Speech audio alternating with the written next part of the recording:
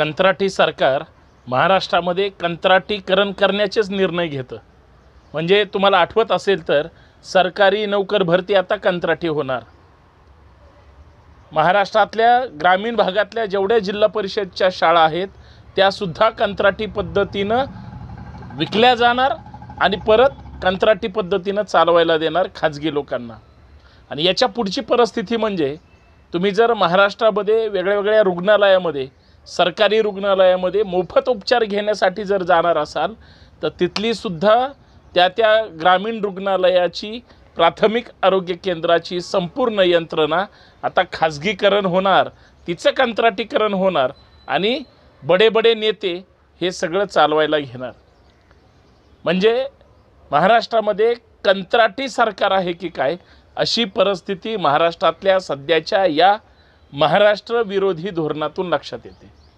खरं तर या खाजगीकरणाला महाराष्ट्रातले कामगार असतील, तरुण मुलं असतील, तरुण मुली असतील आणि खास करून जी जिवंत माणसं असतील त्यांनी विरोध करायला हवा।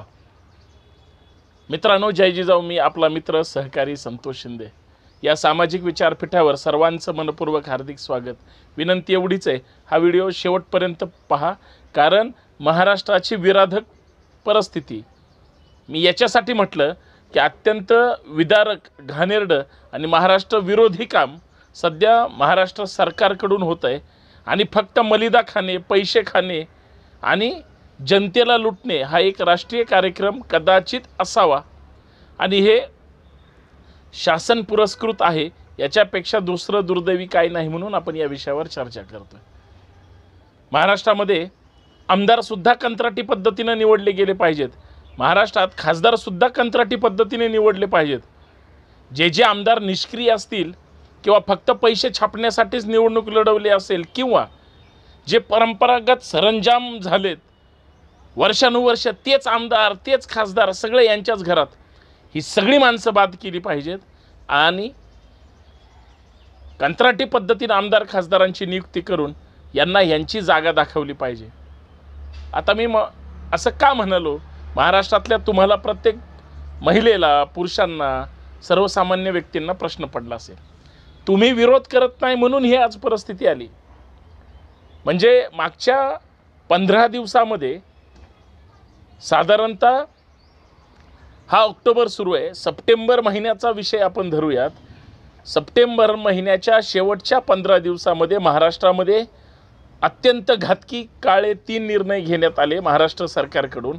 तसा सरकारी अध्यादेश काढण्यात आला, तसं महाराष्ट्र सरकारने मंजुरी दिली आणि मग प्रायोगिक तत्वावर विदर्भातली एक जिल्हा परिषद किंवा जिल्हाधिकारी कार्यालय किंवा त्यांच्या ज्या जिल्हाधिकाऱ्यांतर्गत ज्या काही वेगळ्या स्थानिक स्वराज्य संस्था असेल किंवा प्रशासकीय यंत्रणा असेल तिथे एक निर्णय घेतला, दुसरा सातारा जिल्ह्यामध्ये एक निर्णय घेतला, तो वेगळ्या ह्याचा घेतला आणि शिक्षण विभागाने तिसरा निर्णय घेतला। या तिन्ही विषयाची आपल्याला सविस्तर चर्चा करायची। महाराष्ट्रामध्ये सरकारी खात्यामध्ये वेगळ्या विभागाअंतर्गत कमीत कमी 3-3.5 लाख पदं रिक्त आहेत। या वेगळ्या खात्यामध्ये भरती खरं तर होणे अपेक्षित आहे, कारण जोपर्यंत सरकारी नोकर भरती होणार नाहीत तोपर्यंत मॅन पॉवर राज्य सरकारला मिळणार नाही आणि सक्षम यंत्रणा जर नसेल तर राज्याचा गाडा हाकणार कसा, चालवणार कसा, हा एक संशोधनाचा विषय। परंतु सरकारच 50 खोक्यामध्ये गुंग आहे। आमदारांनी पैसे घेतले, कसेही निर्णय घ्या, आमदार विरोध करणार नाही। सत्ताधारी बोलण्याची हिंमत नाही, कारण नेते जे सांगतात तेच ते ऐकतात आणि विरोधी पक्षातले जे आमदार आणि विरोधी पक्ष नेते आहेत हेच जर फुटत चालले असतील आणि हेच जर भूमिका घेणार नसतील किंवा हे इतके घाबरट आहेत की यांना ईडी, CBI, इन्कम टॅक्स किंवा पोलीस यंत्रणा यांच्या वेगळ्या चौकशा ह्यांच्या दारात असल्यामुळं एकाही विरोधी पक्षाची मग ते विधानसभेत असू दे किंवा विधान परिषदेत असू दे कुठेच हिंमत नाही। म्हणून महाराष्ट्रात पहिला निर्णय घेण्यात आला, कंत्राटी पद्धतीनं सरसगट इथून पुढे शासकीय सेवेची भरती होणार। म्हणजे तुमची जी चांगलं पोरं जी आहेत, मुली असतील, चांगलं शिक्षण घेतील पण त्यांना सरकारी नोकरी मिळेलच असं नाही, कारण इथून पुढं 100% कंत्राटी. तुम्हाला आम्ही सांगतो त्या पद्धतीनं काम करावं लागेल आणि नसेल काम करायचं किंवा तुमचं जर मूल्यमापन होणार नसेल तर तुम्हाला लगेच काढून टाकलं जाईल. हुकुमशाही येणार त्या ठिकाणी प्रशासनामध्ये.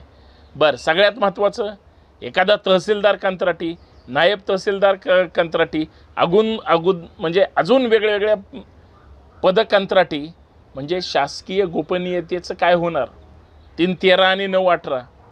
आत्ताच एखादा ड्रग्ज माफिया त्या ठिकाणी पकडला असेल, तो जेलची हवा खात असेल, तर अशा माणसाला वैद्यकीय सेवा म्हणून त्याला ग्रामीण रुग्णालयात ठेवलं जातं. लक्झरियस तारांकित हॉटेल असल्यासारखं त्याचा तो जो वार्ड असतो 16 नंबरचा, तिथं त्याला त्या ठिकाणी सेवा पुरवल्या जातात. हे देणारे पोलीस अधिकारी किंवा डॉक्टर असतील किंवा अजून कुठली यंत्रणा असेल, मला सांगा, हे 100% शासकीय यंत्रणा असूनसुद्धा अशा पद्धतीचा खुलेआम नंगनाथ सुरू असतो. तर मग ज्यावेळेस खाजगीकरण होईल, कंत्राटी पद्धतीने लोक भरले जातील, त्यावेळेस कुठेही गोपनीयता काढा नाही तर नका काढू, कामावर ठेवा नाही तर नका ठेवू, आम्ही आमच्या माणसाला आमची काय मदत ते पुरवू आणि सेवेतून बाद होऊ, अशी परिस्थिती साहेब निर्माण होणार आहे महाराष्ट्रामध्ये, जी की सध्या शासकीय व्यवस्थेमध्ये सुद्धा सुरू आहे. आणि मग सरकारी नोकर भरती कंत्राटी पद्धतीनं ज्या 9 कंपन्यांना देण्यात आली, त्या सगळ्या कंपन्या ह्या भाजप आमदारांच्या आहेत. त्या 9 कंपन्या किंवा सरकार पुरस्कृत आहेत, त्यांच्या जवळच्या लोकांच्या आहेत आणि त्यांनाच कामं मिळणार. म्हणजे बाकीचे बेरोजगार, त्यांचा विषय मिटला. आणि सगळ्यात महत्त्वाचं, याची सुरुवात जळगावमधून सुरू झाली. तिथल्या जिल्हाधिकाऱ्यांनी आदेश काढला, विषय सरकारी नोकर भरतीचा संपलेला आहे. दुसरा महत्त्वाचा मुद्दा, कंत्राटी शाळा. जिल्हा परिषदेतल्या अंतर्गत येणाऱ्या ज्यांची पटसंख्या 1 ते 20 आहे किंवा त्याच्या आत आहेत विद्यार्थी, ती शाळा बंद होणार. गाव तिथं शाळा ही संकल्पना असल्यामुळे गाव तांड्यावरची पोरं कमी असतात, तिथं शाळा सुरू असते. आता ते बंद करून आता समूह शिक्षण होणार. म्हणजे या गावची पोरं त्या गावाला जाणार, म्हणजे आईबापांचा जीव मुठीत धरून मुलांना पाठवायचं. आता त्या शाळा बंद तर होणार, मग हे चालवणार कोण? परत कंत्राटी पद्धतीनं मोठी मालकं शाळा ताब्यात घेणार, त्याच्या बापाचं, आईचं, भावाचं, बायकोचं, प्रियसीचं नाव त्या शाळेला देणार आणि तो ती शाळा चालवणार त्याला वाटेल तसं. आणि शिक्षकसुद्धा कंत्राटी नेमणूक करणार. म्हणजे जे झोपलेले शिक्षक आहेत, जे सुस्ताड शिक्षक आहेत, त्यांच्यासाठी हा धक्का आहे, लक्षात घ्या. कारण त्यांना हे कळतच नाही शाळा कंत्राटी होणार आहेत. आणि सगळ्यात महत्त्वाचा तिसरा मुद्दा, महाराष्ट्रात जे प्राथमिक आरोग्य केंद्र आहेत, सरकारी रुग्णालय आहेत, त्याचंसुद्धा आता खाजगीकरण होणार. अरे बाबांनो, एका बाजूला 100% शासनाचे हॉस्पिटल हे सलाईनवर आहेत, लोकांना चांगले उपचार तिथं ठिकाणी मिळत नाहीत, तिथं औषध गोळ्या बाहेरून घ्याव्या लागतात. अशी वाईट यंत्रणा असताना ज्या हॉस्पिटलमध्ये अद्ययावत यंत्रणा पाहिजे, गोळ्या औषध पाहिजे, ज्या राज्याच्या आरोग्यमंत्र्याला हापकिन काय आणि कशासोबत खातात किंवा त्याला कशासाठी स्थापन केलं हेच माहीत नाही, मग सरकार कधी औषध सगळी निर्मिती करणार आणि कधी ह्या महाराष्ट्राचं भलं करणार? पण ही सगळी हॉस्पिटल आता खाजगीकरणाकडे चाललेत. त्याचा निर्णय सातारा जिल्ह्यातील महाबळेश्वर च्या तालुक्याने घेतला, महाबळेश्वर तालुक्याने. म्हणजे हे सगळं, आणि ते पहिल्यांदा त्या ठिकाणी महाबळेश्वर, आणि हा निर्णय हा मंत्रालयातून होतो, शासन स्तरावरून. 7 ऑक्टोबर म्हणजे आम्ही ज्यावेळेस झोपेतच होतो किंवा आमचं लक्षच नव्हतं, आत्ता 2 दिवसापूर्वी निर्णय घेतला. याचा अर्थ असा आहे, मागच्या 15 दिवसात आणि ह्या 2-5 दिवसात हे जर असं सगळं होत असेल तर हे सरकारसुद्धा कंत्राटी आहे आणि जास्त दिवस टिकणार नाही.